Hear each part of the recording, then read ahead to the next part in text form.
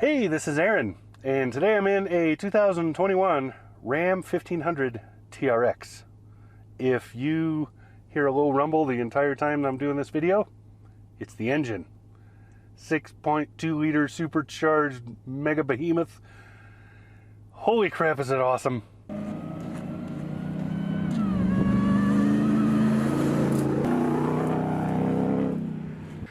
Okay, so the Ram TRX was first introduced in 2016, I believe it was, at the Texas State Fair.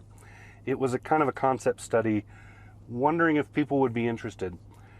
People were really interested, hella interested in this truck, and so of course it ended up in production. The TRX has the 6.2 liter supercharged engine you'll find in the Challenger Hellcat, the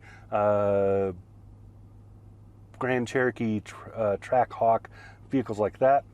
In this particular truck, it produces, I believe, 702 horsepower, and it's going through an 8-speed automatic transmission. Now, a couple of downers. One, there is no forced two-wheel drive, so you can't make it go in rear-wheel drive only.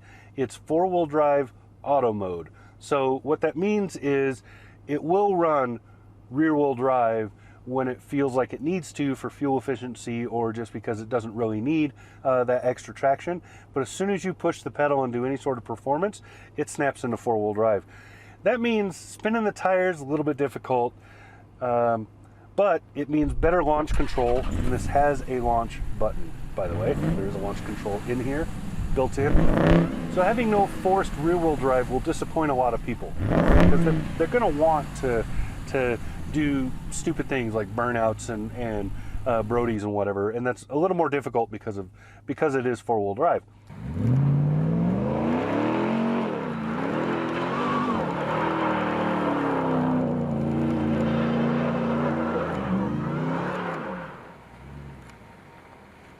On the other hand, on the flip side of that, track mode is not really what this is made for. I would never take this onto the track and expect anything out of it. Big knobby heavy tires, big wide stance, high center of gravity. I can't imagine that this thing is in any way good on a racetrack. Off the track, in anything that is not pavement, this thing is the bomb. So I had a pretty good time with it. I didn't have a lot of time, I only had about 4 days, and that was over a holiday weekend. So there was a couple of missing days because of family and stuff. But I'll tell you, the off-roading that I did do, this easily matched anything the Power Wagon could pull off. And that's a pretty big deal because the Power Wagon is the benchmark for 3/4 ton off-roading, and this is a half-ton truck. So I would put this against the Ford Raptor any day. The big difference you'll find between the two is the Raptor will give you more power a little bit faster because of the turbo, but this will give you more power longer because it's a much heavier engine, bigger displacement, all of that stuff, supercharged, never has airflow problems. So much different in that way. This doesn't quite have the same, that I can feel, doesn't quite have the same kind of wheel reach in terms of being able to not just reach down but also actually grab when it does so. And that may have just been conditions, that may not be the vehicle itself, but that was my impression. But on the other hand, overall, I would say that this is as or more capable than the Raptor. And it's just beautiful. And probably the best part of this truck, by far, the best part of this truck is the exhaust rumble. That's why I left it running while I'm sitting here. I love listening to it. It is so sonorous. What you're hearing are bigger pipes than they can fit on the Hellcat cars, right? So bigger pipes, they're true pipes, they have longer to run, so they can create more vibration. That is the rumble you hear. In fact, this is the first Hellcat powered vehicle I've been in that doesn't have a lot of supercharger whine, because that whine is so far ahead of you under the, up under that hood, way up there. It's so far ahead of you that, and the rumble is so deep and just beautifully nice underneath this, that you won't hear it because the pipe rumble is way better. And then when you romp on it and you really get going in this, that pipe rumble gets wonderful.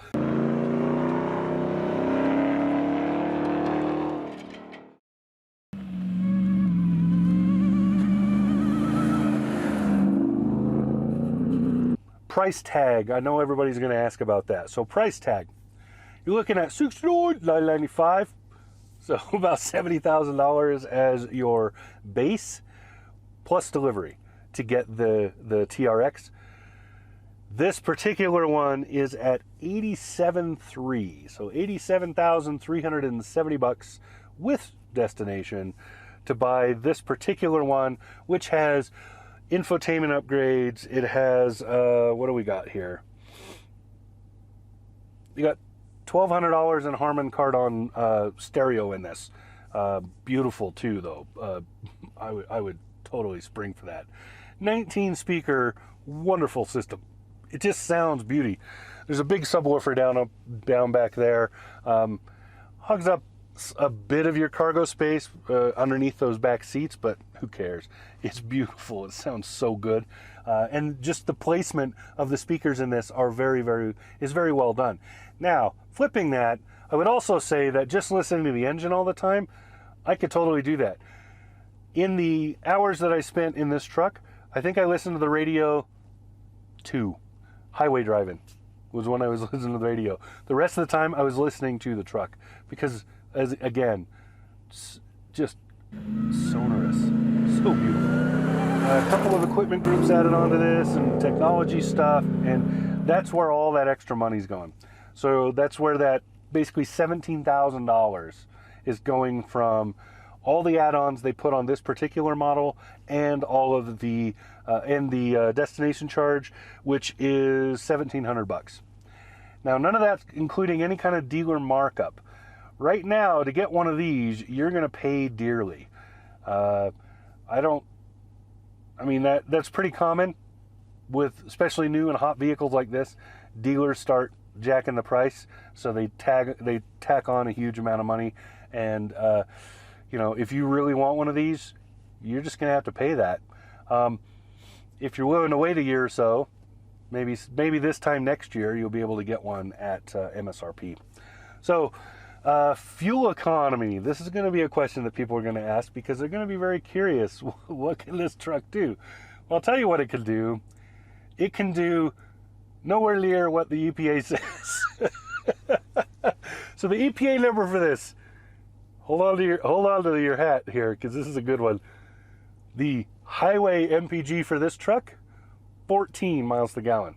I didn't plan on doing any fuel economy testing in this truck because I figured if you're buying this truck, you really don't care what the fuel economy is.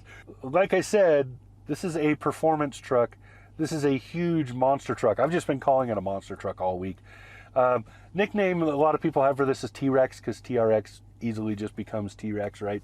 But honestly, I've just been calling it monster truck. The fender flares are beautiful. The look of the thing is just beastly. It's just so much awesomeness in one truck. The hood is unique. Nobody's seen this kind of hood before, so when you're driving around in it and people look at it, they assume you must have a heavily modified Ram 1500.